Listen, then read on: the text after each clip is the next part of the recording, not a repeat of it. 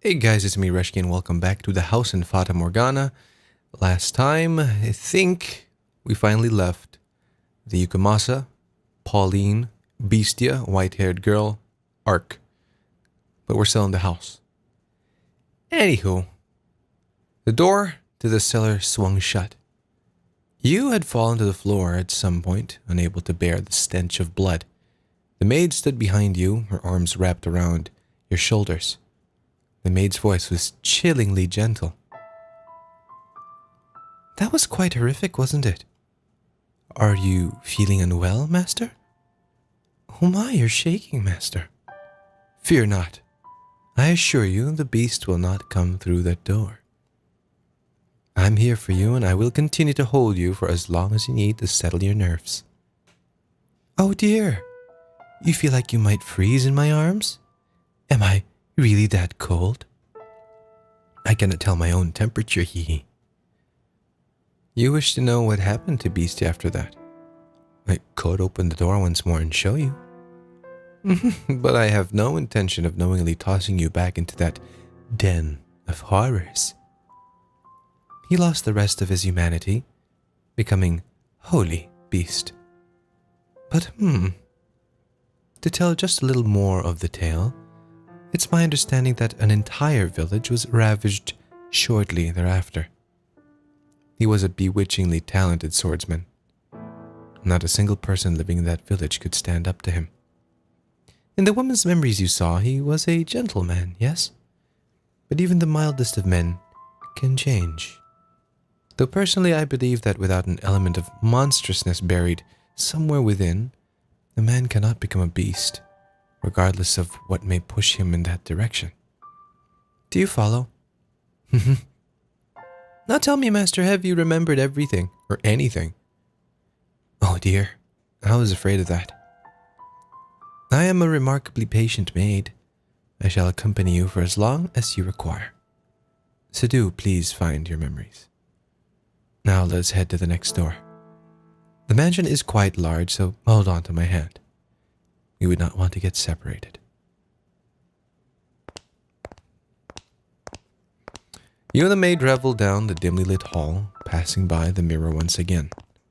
The light from the candle in the maid's hand was the only thing that reflected in it. The maid herself did not appear.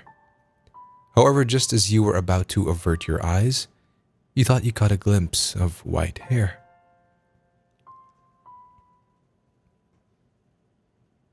You heard a voice echo in the darkness, and when you turned to face the mirror again, the glass was the color of obsidian, as if it had been painted over.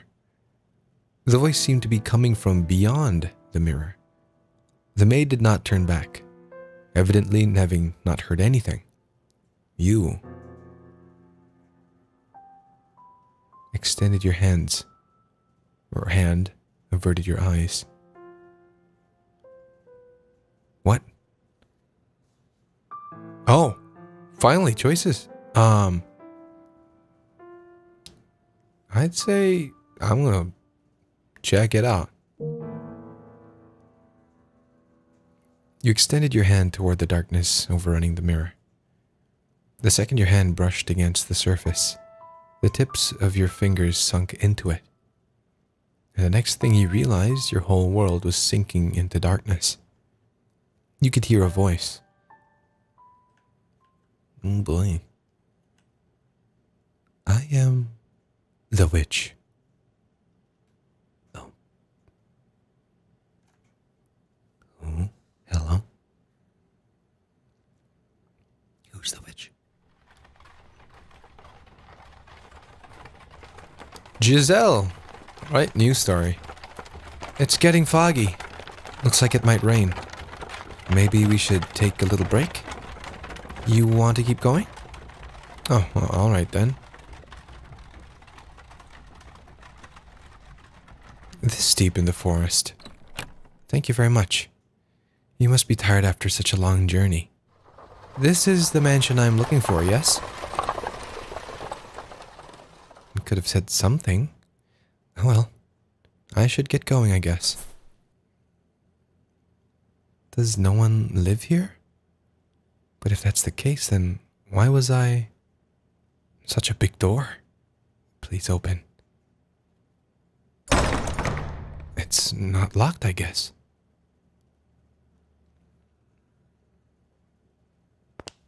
I wonder if the windows are open. Darn, not a hint of light. Hello? Is anyone there? Oh, please don't tell me it's actually abandoned. I suppose I can't know without looking around a bit more. What do we have here? Drapes. I see a little light beyond. It's so pretty. Looks like an angel. Why would someone cover this up? It's beautiful. With a little more light it'd be... Please do not touch the drapes. Or the windows. Michel. I'm sorry for coming in uninvited, but I did announce myself. Is this your mansion? It is. Oh, thank goodness. I was afraid it was deserted. I suspect you would have preferred it if the house were abandoned. Oh, not at all. I would be scared to death staying in this dark mansion all by myself. I'm sorry. No ill will intended.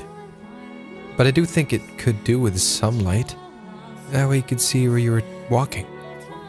And I'm sure this room would look splendid, illuminated. Not necessary. I make do perfectly well as things are. How can you see when it's so dark? I have an abundance of candles and oil for lamps. Seems rather wasteful anyway.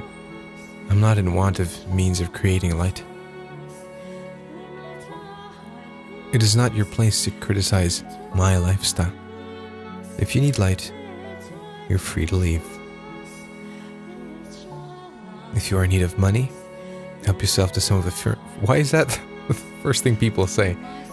That's what the maid said too last time, I think. To the beast, help yourself to some of the furniture. There's a village not far from here. Trade it for food, and then make your way to a larger town. I'm no longer able to freely return to the city. I cannot go back there. Please, don't chase me out. I see. And do you ask this of me, aware of how people refer to this mansion? They say that a witch lives here. Not merely a witch. A cursed witch. If you remain here, you too shall likely suffer your own destruction. You're worried for my well-being. Witch or not, my mind is made up. Which will strike you first, I wonder? Regret or the curse? You seem to be doing just fine. It's only a tale. Well, the witch is very real. Very much so. It is not a legend or a fairy tale. The witch's name was Morgana.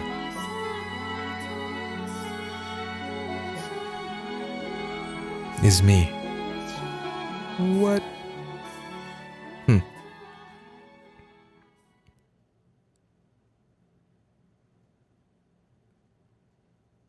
Okay. That was a deep look into the mirror. What was that? Giselle. Oh my, what is the matter, master? Why are you just standing in place? There's nothing there. The maid did not seem to have seen anything. You made to ask her about the scene you had just witnessed. Ooh. Master? You look like you've just seen a ghost. What is the matter? How about a little rest before we move on? You do not wish to remain here. Still not fond of mirrors? Yes. Now let us be off. I too dearly wish for you to return to your old self as soon as possible, master. If your desire is to push onward, then I could hardly be happier. Now follow me. You followed the maid's lead, returning to the living room. From there you climbed a set of stairs, your hands sliding through the dust that had settled on the ebony railing. When you stepped out of sight of the mirror, the maid returned to normal. You had been on the verge of remembering something, but you were no longer in a position to be concerned about such things, for the chill in the air within the mansion seemed to have intensified. Standing at one end of a long corridor, you asked the maid, "When was the mansion built?" "I would imagine you know more about that than me, master." "Yes, I know. You have not yet regained your memories. I was simply teasing you. I have been a servant of this house for many, many years, but the truth is, I do not know everything about it. All I know is that the mansion is cursed, and that it has brought misfortune upon its residents since times of old. I can make a conjecture as to when it began, but I believe you should figure it out for yourself, master. There is no guarantee my perspective is the correct one. Now let us proceed." You and the maid traveled down the dimly lit corridor. While the layout of the house was the same as in the ears of the flaxen-haired boy and the beast, the bleak, colorless gloom felt incredibly dreary. On the wall partway down the hall hung a painting. The painting, which depicted a beautiful landscape, was oddly entrancing, but you did not have time to appreciate the artwork. Your hand in the maid's, you passed by the painting. Before long, a door came into sight at the end of the hall. "This door is what I would like to show you next, master. Listen closely. Do you hear the voices? Lively but rough, energetic but coarse? What lies beyond this door is neither a period of elegance and abundance like the first, nor one of ruin and savagery like the second. Technology and culture had become quite developed. Cameras and photography had been invented. It was a time of great progress and many breakthroughs. And for that reason, those who lived in it were constantly seeking to try new things. The tale I'm about to tell you is one of a man who wagered everything on his ambitions. I hope that what you see, master, will stir something in your heart. Now through the door we go. Please do not let go of my hand." The maid pushed open the door. Colorful balls bounced around atop a long dark green table. One man dressed in black and standing by the billiards table turned toward the door. The room was inundated with eye-watering cigar smoke, causing you to squeeze your eyes shut. Ugh, I can only imagine.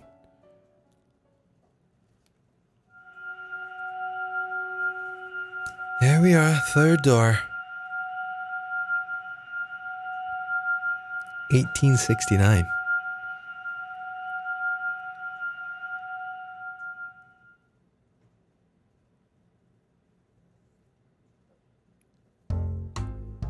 Ooh. Okay. That era was a rat race of innovation and development. The smoke was so thick you could hardly see more than a few feet ahead of you. I could compare to a dense morning fog, but that might give the impression of beauty. There was little of that to be found in this haze. Do you see the silhouettes of several men in the smoky room? The one in the middle, the one looking in your direction, master, was the present master of the house. Jacopo. His name was Jacopo, and though he dressed in such fine attire, I sincerely doubt he understood how splendid the furnishings left in the mansion truly were. I am a faithful servant of this house, and I would not, for the life of me, dare speak ill of my master. However, this is a time long past. I imagine God would be so kind as to turn a blind eye to a little bit of honesty. I was not terribly fond of my master back then. He had wavy hair the color of over-dried tea leaves, a piercing gaze, an arrogant smile, and he wore a hat that made him look rather haughty. He put his trust only in money, renown, and rank. He loved only the iron and steel that had revolutionized so many industries. He had not the slightest bit of love or care for other people. At the very least, that is what I believed at the time. Take a look around the room, master. Jacopo had remodeled it into a recreation area. A billiards table sat in the corner of the room, and the downward-facing lights hanging from the ceiling were special made. The lights shone upon the dark green stand like a stage, cigars in bourbon-lined glass cases installed in place of bookshelves. The cases were already fully stocked, their contents available to partake of readily. At that particular moment, as he had many times before, Jacopo had invited several friends and acquaintances, and they were entertaining themselves. His wealthy, high-ranking acquaintances had a variety of hair colors, from polished brass to the brown of a baby robin to the color of sunburnt wheat. There was also a much greater variation in skin tone compared to the visitors and residents of previous eras. But that was hardly any surprise, for the mansion sat upon land inhabited largely by immigrants. The New World. Is it America? What's the matter? What are you looking at? Nothing. I just thought I heard someone say my name. There ain't no one there unless you're seeing a ghost. I don't believe in such nonsense. It's an old house with a long history. Wouldn't be surprised if it had a ghost or two. But if the place is gonna be haunted, I'd take a princess over a bloody broad any day. A princess, eh? And when she showed up, you'd have your way with this ghostly lady, am I right? Color me impressed, son. You jump her bones and she don't even got any jump. Come on now, that's hardly fair. Not much you can do with a ghost. My God, are you men or children? This is my house, and I would rather you didn't talk about it like that. Just the blatherings of a couple of drunks. Pretend you didn't hear anything. For the love of God. In any event, whatever happened to that printer you invested in? I haven't heard their name come up in some time. Ugh, can we please avoid that topic? It's been quite the headache for me. I thought it'd pay off, but it always sounded sketchy to me. I'd recommend you pull out unless you want to find yourself with nothing left but a nice fat pile of debt. You could have mentioned that beforehand? Ugh, this is killing me. The men's deep voices resonated in the cloudy room. As they imbibed alcohol and puffed on their cigars, they conversed mostly about business and money. Jacopo and the rest of the men were a breed known as investors. You might also call them tacticians. They survived on information attained before anyone else by making swift decisions and having foresight. Though instead of flesh and bone, their soldiers were made of ink and paper. To an outsider, this meeting might appear to be a congregation of friends, but in reality, they were observing one another, gathering information and anything else they could use to get ahead. At times, money and information were exchanged directly, and when they were no longer of financial value to one another, their relationship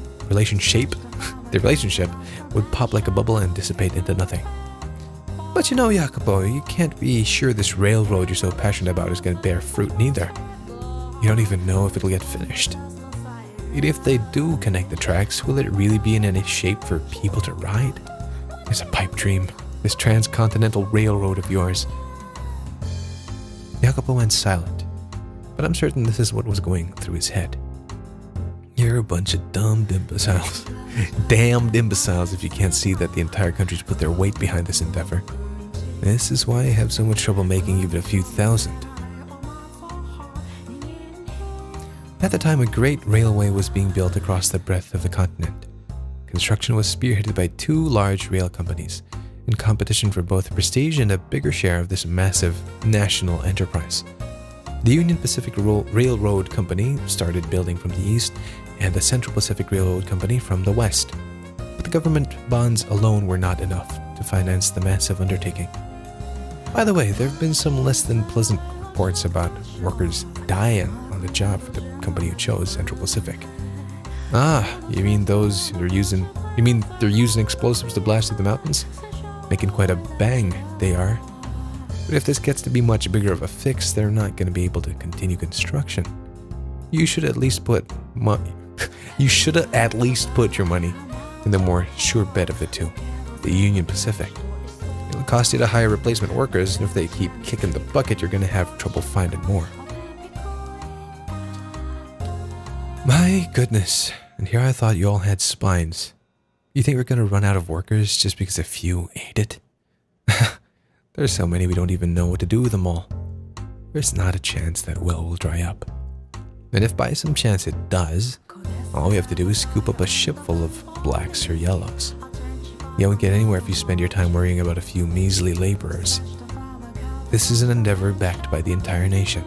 Their deaths are honorable, in service of their country. The biggest loss is not of people's lives, but of time. The longer a project takes, the more money it costs, and the less profit we make. What we seek is rapid progress, even if the methods to obtain it are messy or deadly. Racist. The other men in the room chuckled uncomfortably at Jacopo's distasteful choice of words. Do you agree with this way of thinking, Master? Perhaps he does have a point in that great sacrifice is necessary to accomplish great things, and it is true that tragedy often lies in the shadows of the splendor of times long past. Furthermore, the way people see the world changes with the times, so I hesitate to criticize him too severely. Now, as I am sure you have already picked up on, he was an investor who had put money into a railroad company. He also possessed several crude oil refineries riding on the world's second wave of industrial development. The mansion too bustled with life in a way it never had before. Dozens of maids, including me, gardeners, chefs, sculptors, artists. At times we even had writers coming in and out of the house. There was rarely a moment of silence. However, I was not terribly fond of the hustle and bustle personally, but please do not get me wrong. I'm hardly opposed to the mansion being cheerful. It was just, how should I put it? The splendor of the time seemed superficial, heartless. It was as though everyone was being rushed along by some unknown, invisible force. Part of it was, I expect, caused by the growing divide between those standing at the top and sitting at the bottom. Or perhaps the mansion was simply taking after its master. There's no time to waste. Everything is resting upon the success of this project. Whatever it takes, I will ensure it happens. I need more money and more power. Suddenly, a restrained knock on the door stopped his train of thought. Lol, train of thought? From beyond the door came a woman's voice, gentle as a soft spring breeze. Pardon me, I have made some tea. May I offer anyone a cup? When the door opened, in it stood a beautiful woman with pure white hair. It was indeed her. Are you surprised? Or did you anticipate her appearance? I actually anticipated it this time. Interesting. Though she was not the same age and dressed differently, the white-haired girl who you saw fall into the hands of misfortune in the era of roses and the era of the beast was also present in this era of innovation. Furthermore, she was Jacopo's wife. Tea? I don't recall asking for that. When were you asked to make it? I wasn't, but I had these leaves with the most beautiful aroma, or wonderful aroma, and I thought you might enjoy. Shut your trap and know your place. What do you think we have all these maids for? Hey now, no need to treat your lady like that. She was just trying to be courteous. These are my personal affairs. Please keep your comments to yourself. His friends were unsure how to react, but ultimately nobody stepped up to Jacopo. They merely shrugged, tossing glances at one another. Jacopo stomped over to the white-haired girl. He then grabbed her by the arm and dragged her from the den.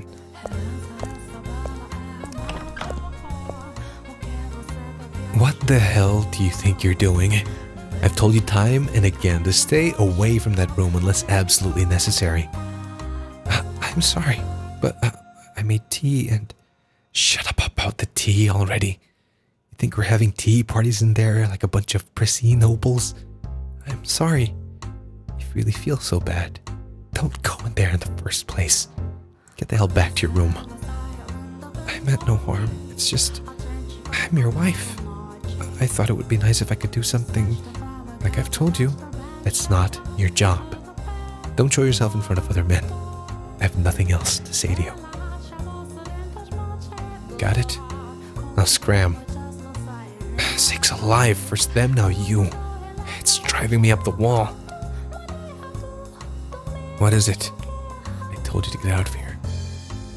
Right, but, what? When will you spend time with me next? It has been some time since we last went out together. Well, you don't even have to go out, just having dinner together would... How many times are You're gonna make me repeat myself, you worthless tramp. Are those ears only for show? Go back to your goddamn room.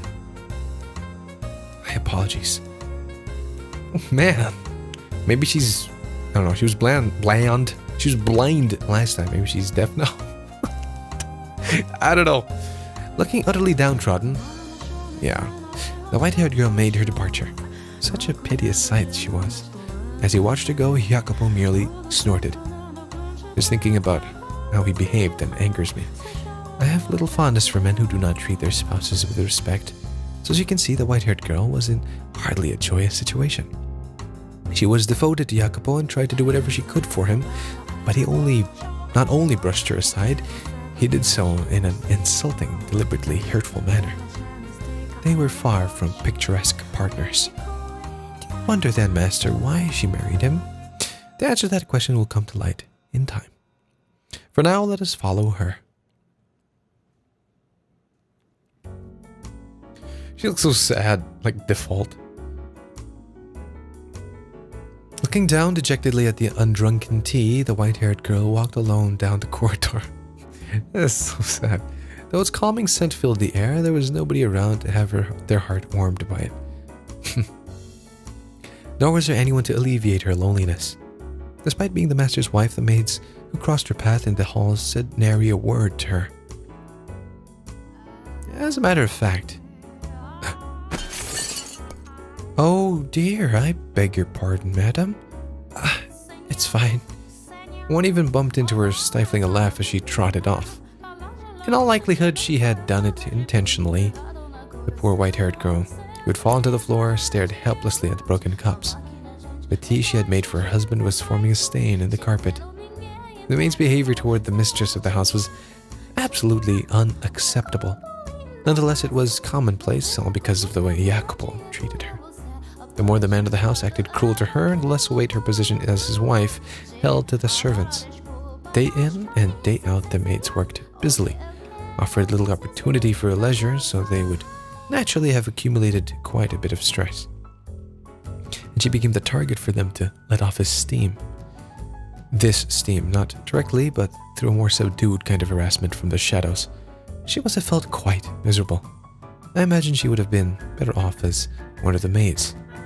On the surface and in front of the others, they showed respect for her as Jacopo's bride, but behind closed doors, they acted very much the opposite.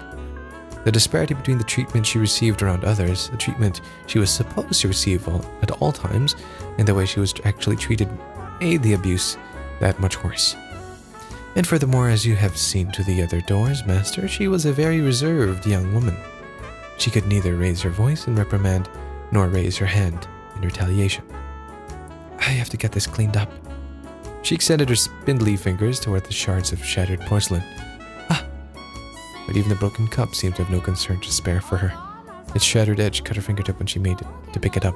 Jeez. A trickle of warm red blood ran across her unearthly white skin. As painful a sight it was, it had a sort of taboo beauty to it.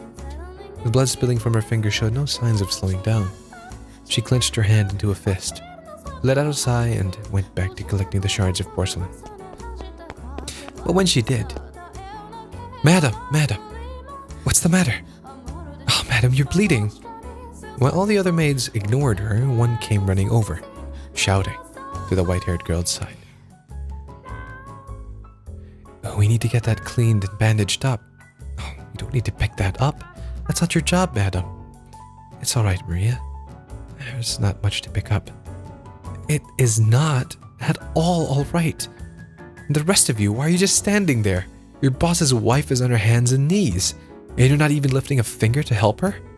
You disgust me. No, Maria, it's fine, really. Oh, madam, if you weren't so timid, this wouldn't happen. You're allowed to yell at them, you know. It's all right, really. It's my fault. Anyway, we should get that finger taken care of. Let's get you back to your room, okay? But the broken cups and the spill. As I said, that's the maid's work. Now come on, let's go. Okay. And the rest of you, get this mess cleaned up. She roared like the wind in a thunderstorm, The other maids stood there dumbfounded, watching as she and the white-haired girl disappeared down the hall. But they were soon frowning and grumbling to one another. She thinks she can act all high and mighty just because the master is fond of her. She kind of looks like, wait, was her name Maria? Wait, I'm going to Google this real quick. Hold on. Julie Andrews' character in The Sound of Music. I mean, there was a Maria in there, right?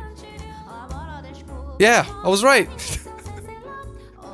Maria. Okay. Amazing. Well, there you go. Anywho, the woman's name was Maria. She was one of the maids. And she was the one person in the mansion the white-haired girl could think of as an ally. Though her husband paid her no mind and the maids made her life miserable, just one person, Maria, treated her with respect and kindness. And I'm sure you can readily imagine just how much of a lifesaver that was for her. I too found myself somewhat relieved that Maria was there for her. Being a servant of this house, I was also one of the maids working there at the time. However, I was unable to involve myself to any great degree in her fate. This meant that there was little I could do to assist her, even in times of pain and unpleasantness. The best I could do was pray that Maria would continue to lend the white-haired girl her hand. And that does it. Thank you, Maria. You're always such a big help. Oh, no need to thank me. I just did what any good maid should do. And no one else in the room, you know? Oh, right, then I can drop the act? Man, I just can't get used to talking all stuffy. I'm out there doing my best, but the head maids still spouting stuff like, "Your manner of speaking is improper for a servant." Every single time we meet. Yeesh, come on, just shove it, would ya? You're a damn creep. Now, you mustn't speak of her like that. Sorry, slip of the tongue.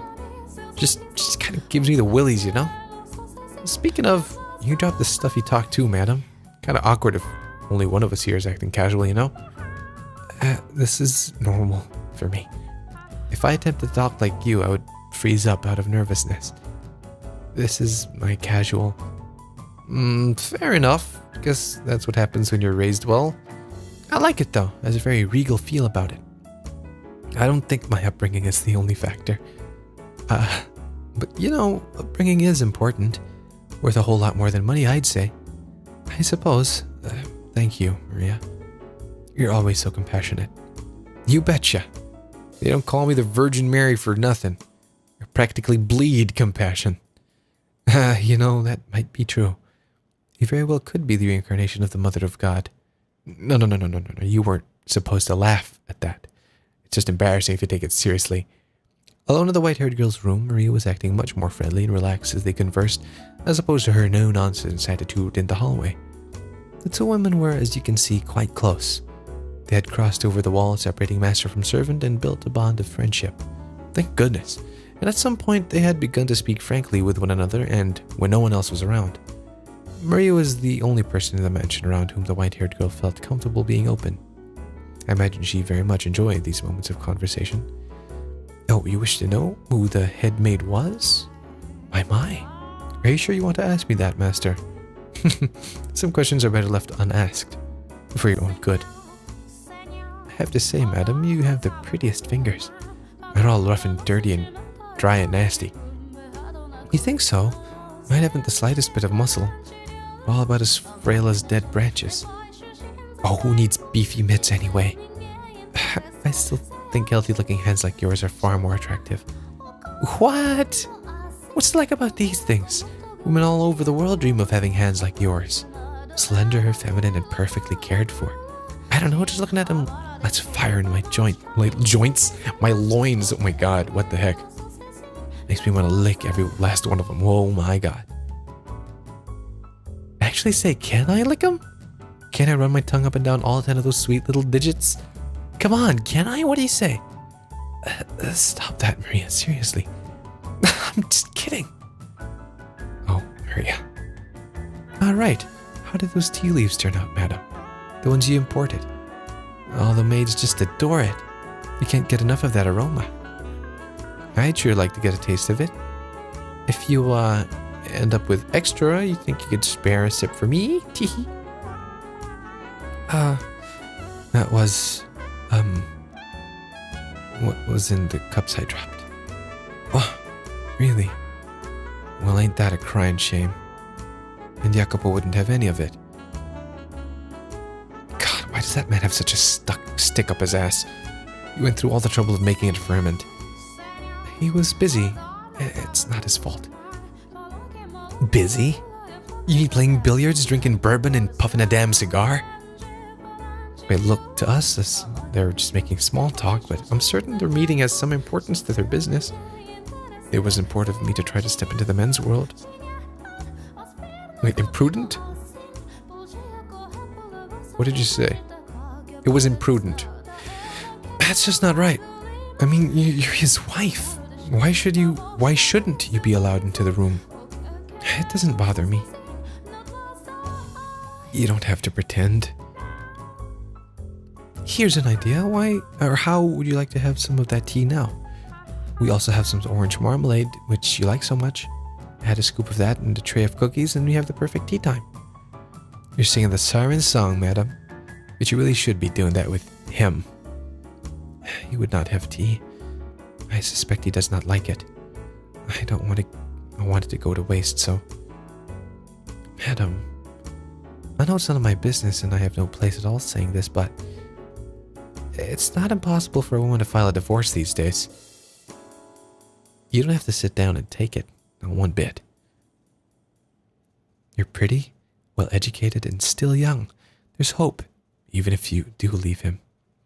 There are plenty of other men out there. You aren't obligated to stick with that arrogant jerk. He's just very busy right now. There you go again. There was a time when he was kind. He wasn't like this when we first met. Back then he was a little awkward, but a kind man. Him? A kind man? Yes, believe it or not. There was indeed a time. Say, Maria, would you mind giving me a little bit more of your time? I'll make some tea and we can talk. All right. If you're telling me about when Jacopo was decent, I'm all ears. Indeed. Ooh, a story within a story.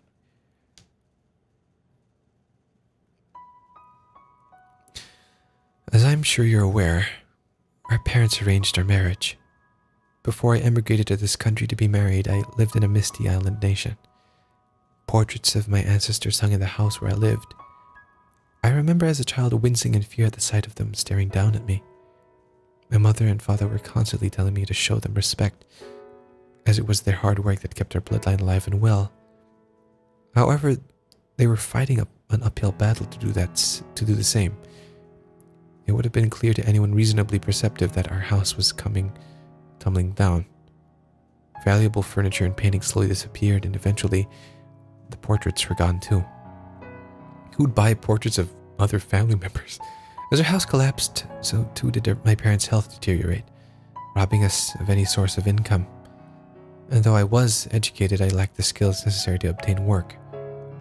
Just as we were about to run out of money and options, my parents received Jacopo's parents' marriage proposition.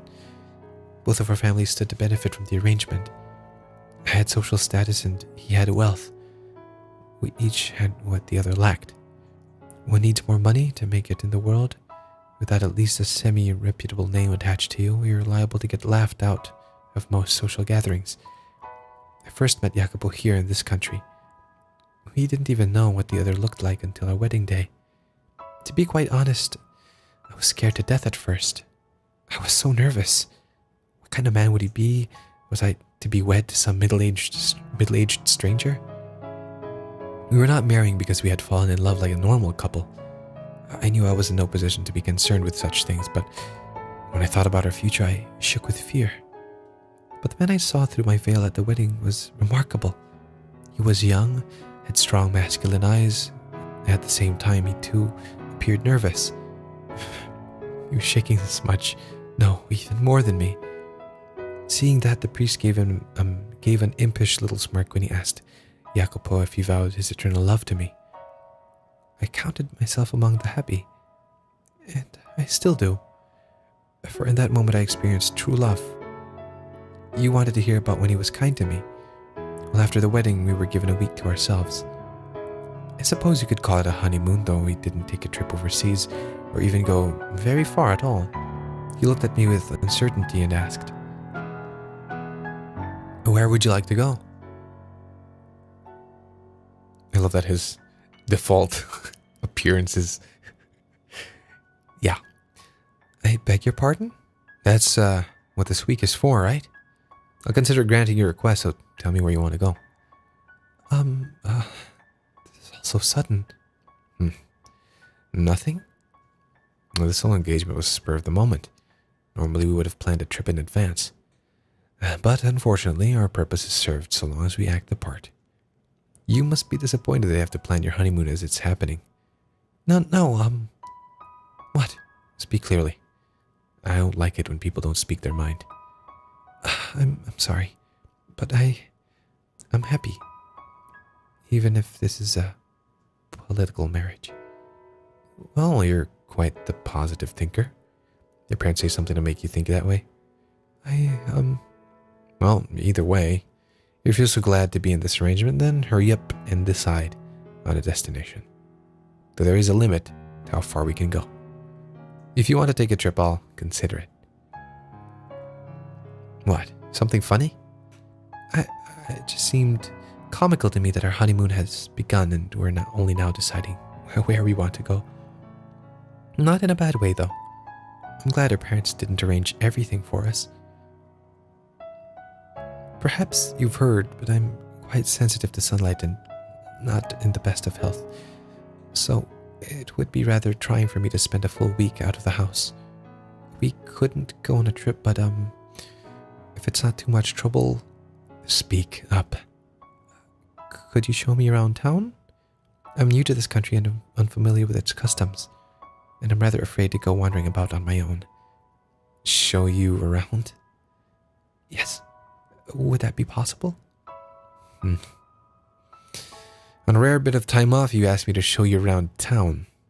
Is that really the most exciting idea you have? I'm sorry. If there's somewhere you would like to go, I'm fine with that. I will accompany you anywhere.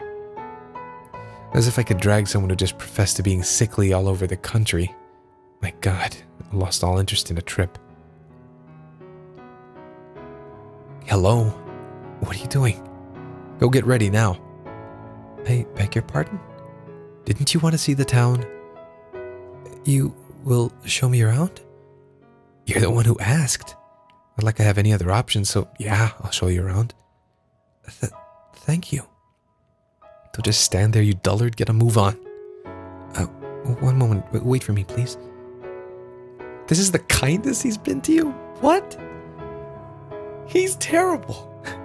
He is an awful human being. He hurriedly climbed into the carriage he had called for, a look of frustrated displeasure on his face. And then, as if he had forgotten about me until that moment, he returned, grabbed me by the arm, and led me to the carriage. In retrospect, I realized he was not being very gentlemanly, but I was pleased that he was making any attempt to interact with me at all. As the carriage trotted down the streets, I saw so many new things. I'd spent most of my time cooped up inside at home, so it was like stepping into an entirely new world. And add to that the rapid industrial advancement currently taking place. I saw men shouting back and forth as they smacked newspaper articles with the backs of their hands. I saw corner cafes crowded with cigar-smoking men on break from work. It was like the hustle and bustle of a festival. But every festival has its underside. I also saw overworked men, looking like they were on the verge of collapse, drinking water from a spigot on the side of the road. By way of contrast, I wore fine clothing and had a carriage at my disposal. I imagine every day was a struggle for them just to remain afloat. Had I not married the man I had, I too might have found myself on the streets in a similar situation. But it was not relief that spread through my breast at the sight of them. It was pangs of guilt. It felt to me like a life of opulence was wrong, sinful. It broke my heart to know that I was living so much better than them. Jacopo snorted disapprovingly at me, seemingly reading my mind, and then said, "The poor man who envies the rich covets his wealth and finds the ambition to make the same for himself. And the rich man who pities the poor, thinking it is his duty to give them offerings of philanthropy, to me, the latter is the far more nefarious. Excessive charity will ruin a man. They can come to expect handouts. And then there are those with the wrong idea of pity, who let themselves fall down to the same place, mistakenly believing it will somehow make the poor feel better. What a joke. If you're going to do anything for them, you might as well encourage them to climb upward, spur on economic growth and flow of capital. Doesn't that sound like the better option? I say nothing, simply smiling and giving an ambiguous nod. He had a point. My sympathy and guilt meant nothing to people actually experiencing hardship. If feeling guilty of my own fortune, I acted upon that pity in the way he had described, it would accomplish little more than self-satisfaction. He seemed to have seen straight through to my very core. This was a man who had built his own fortune through investment, which I imagine required him to be rather astute. But doesn't a world where everyone is constantly trying to climb higher and higher sound rather exhausting?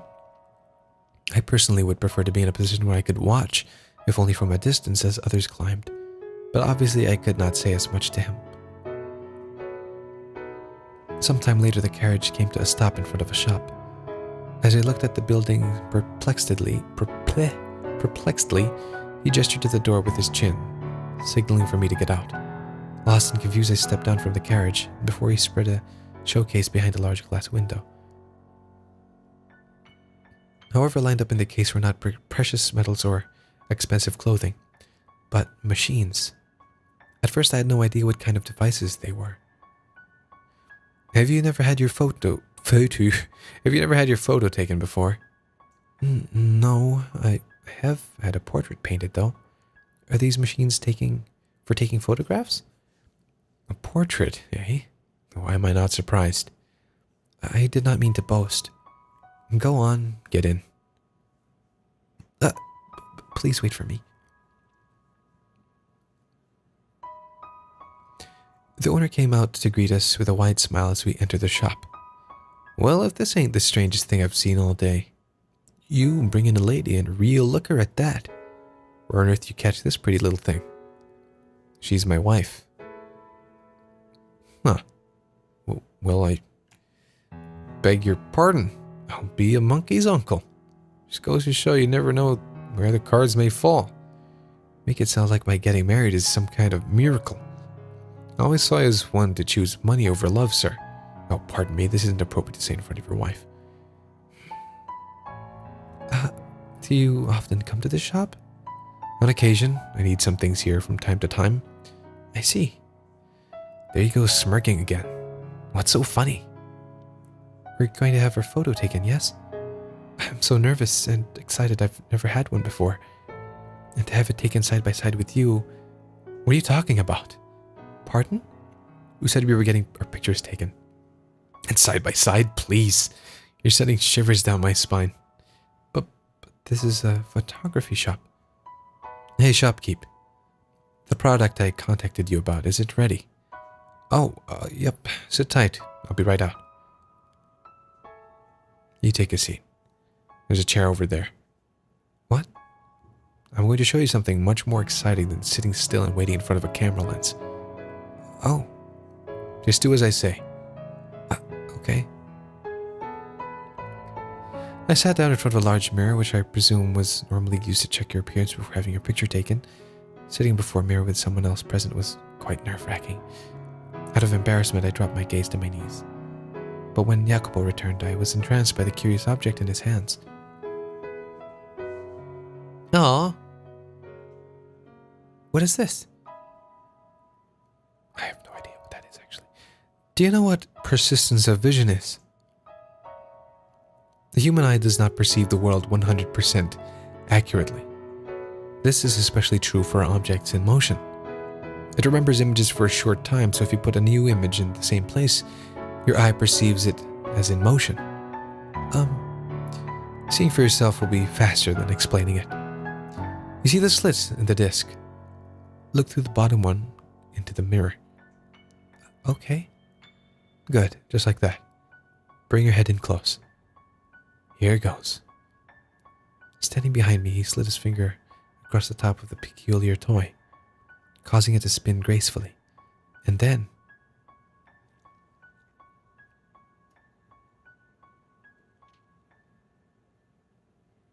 Ah! So, what do you see? They're dancing. A man and woman are dancing. Sounds like you're not having trouble seeing it. Are they dancing well? Yes, they are. It's the most adorable thing. Adorable? That's funny. I asked to have it modeled after a ballroom dance. Yes, it's a very elegant dance. But you see, they're small, like little dwarves, which I thought was kind of cute. They seem so close, going around and around without ever letting go of each other's hands. This is incredible. Why does it look like they're dancing? They were all lined up in a row a few moments ago. Goodness, I just explained that to you. It's playing a trick on your eyes. What you're seeing is lots of different pictures in a short period of time. To put it in words, you might understand better, it's an illusion. Your eyes are being fooled onto thinking the image is moving. An illusion. But they're dancing. They really are. And they look like they're having a wonderful time. Are you sure it's an illusion, not something else? To me, it does not seem to be. I cannot see it as anything but two tiny people dancing. That's how it works. Reach out your hand and try to grab them. You won't be able to. You're right. That's a shame. I didn't think you actually would. But it's the most precious thing. They look as though they're dancing atop my palm. I was mesmerized by the strange phenomenon. Pictures were moving, after all. Still images had begun dancing before me. It was almost as if God had breathed life into them. He had called it an illusion, but I could not grasp that. It was such an adorable, heartwarming sight. I imagined the two were off living in some other world separate from our own. They looked so happy.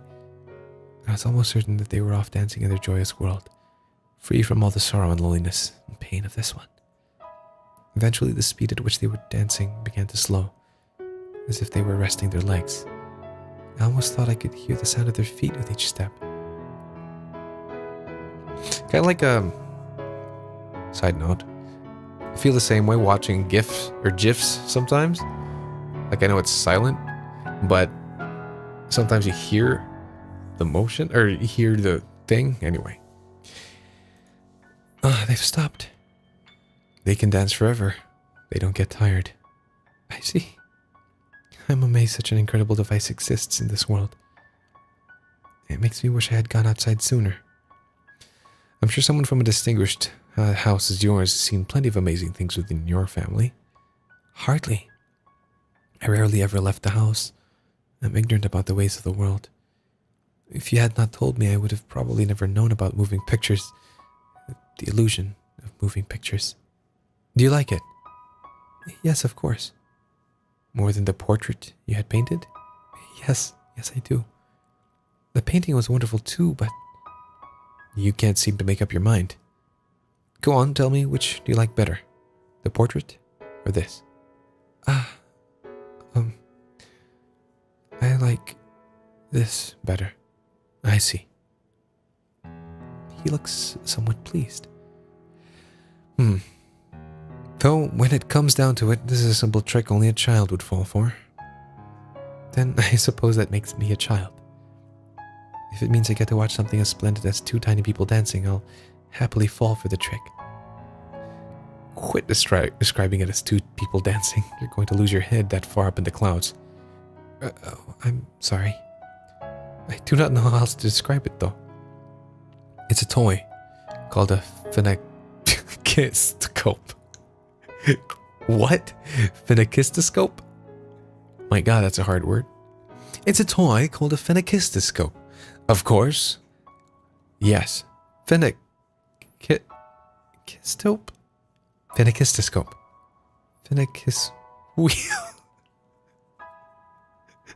That's adorable. Close enough. It was invented about 30 years. Wow, okay. So she's been She's been, under a rock. It was invented around 30 years ago. I had the shopkeep make one modeled after the original design. So the shop owner drew this? He did. A lot better than you'd expect, isn't he? Yes, indeed. I'm surprised he could draw something so cute.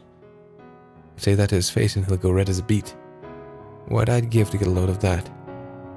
You should tell him the next time you see him. He's a sweet man. Despite how he looks, you mean? It's not right to judge people based on their appearance. I'm just kidding. Don't take it too seriously. Also, is it just me or is this hat really tiny in this angle? Shopkeep here loves new technology. That Phenakistiscope is one such invention that caught his eye. You can trick the eye into thinking drawings are moving. Using a sequence of photos, you can perhaps make it seem as though real people are moving too. And if it becomes possible to show these images to many people at once, these developments could broaden the options artists have to express themselves. Not drawings, but photographs. Yes, photos.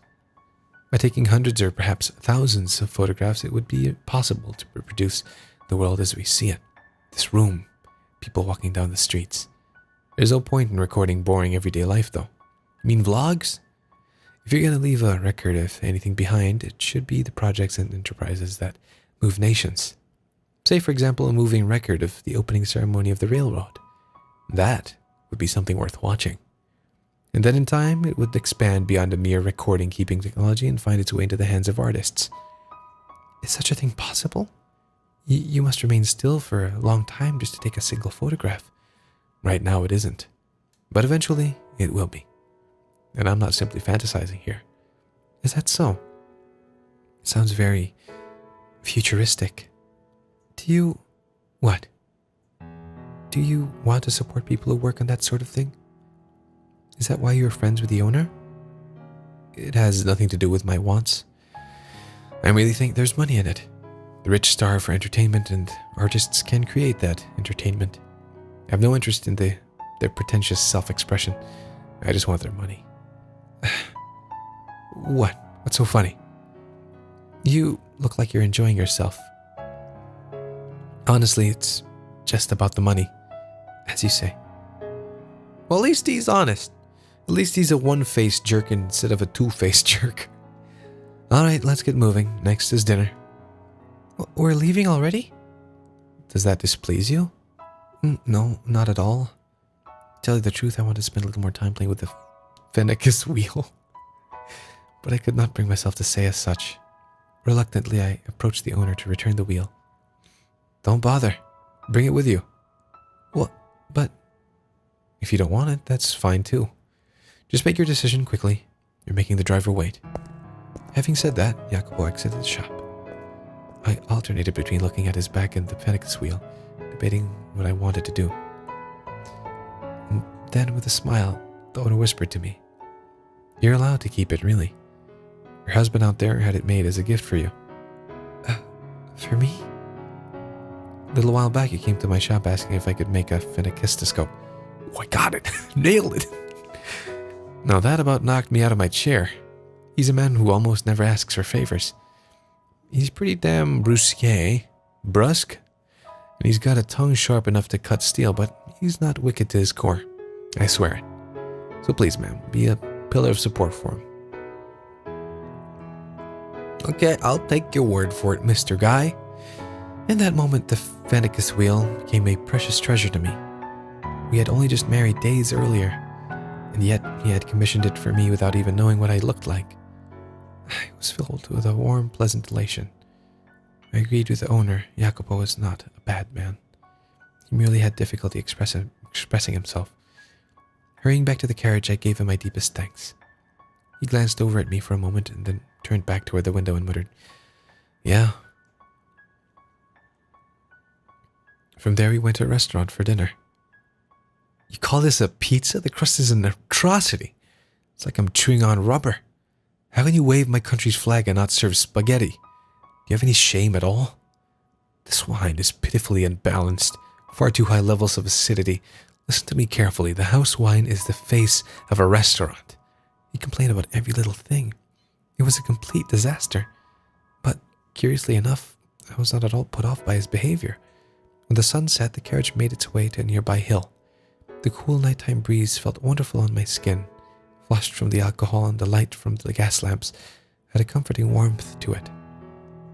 Though Jacopo had complained about the quality of the wine, once he had intoxicated himself, his mood improved visibly.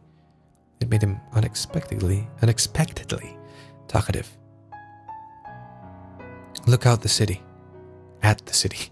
Gloomy town that shuts down at night isn't suited to expansion or growth, but this city isn't like that. You can see people walking beneath the lamps, and you can hear the bustle of them talking. This is a city that still has plenty of room to grow. As they ride the rising wave of the economy, many, many more people will gather here. More people means more money in circulation. More money in circulation means the city grows. Companies are founded and more goods are bought and sold. Will it really change so drastically? It can be difficult to see what's happening from the inside. The majority of people just go about their daily lives, and the next thing they know, things are different. No, I'd wager most don't notice the changes at all. Only those with eyes sharp enough to realize what's happening can see success. I cannot afford to overlook even the most minute change. Do you have a dream of some kind? A dream? I'm not sure if it's easy enough to attain to call a dream. Others might call it greed or perhaps ambition.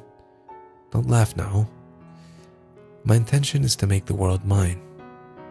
The world? Yes, the world. And to do that, you need neither physical strength nor kindness, but money and influence. People have no choice but to kneel before those forces. Why are you so intent on obtaining power?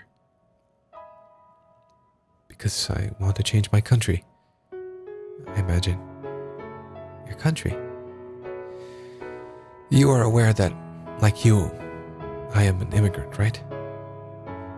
I emigrated from an island in the Mediterranean, though not the same island as you. My country is a peculiar place where candor and violence go hand in hand. As a whole, the country is on the poor side, and if nobody does anything about that, I'm one of but a few of my fellow countrymen who has set his sights on the new world. They're falling behind other nations. If I find success here, perhaps that will catch their attention. But if it doesn't, then my country is doomed to collapse. You have much love for your homeland. My feelings are a little more complicated than mere love. But that's nothing you need to concern yourself with. Well, I'll have to remember not to get myself drunk around a woman again. Forget everything I just said. It's about time we head back to the house. All right, but, what is it? Is it all right if I provide you encouragement as you try to attain your dream? I know my presence is more likely to be a hindrance, but I would like to be there to watch as you trek forward. I suppose. Do as you wish. Thank you. You have my support then. Darling. Sent a shiver down my spine, though not an unpleasant one. I'm glad to have you as my partner. Come on, dude, you gay or what? I was without a doubt happy then. He smiled at things he said, the Phenakistiscope. Nailed it. He gave me. They were all undeniably real. And those memories give me the will to wait. For the day things go back to the way they were. They allow me to believe. Oh boy.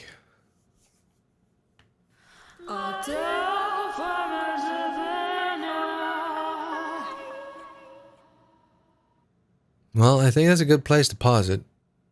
And to save more episode for the next one. Ooh. Alright, thank you very much for watching. I'll see you guys next time. Bye-bye.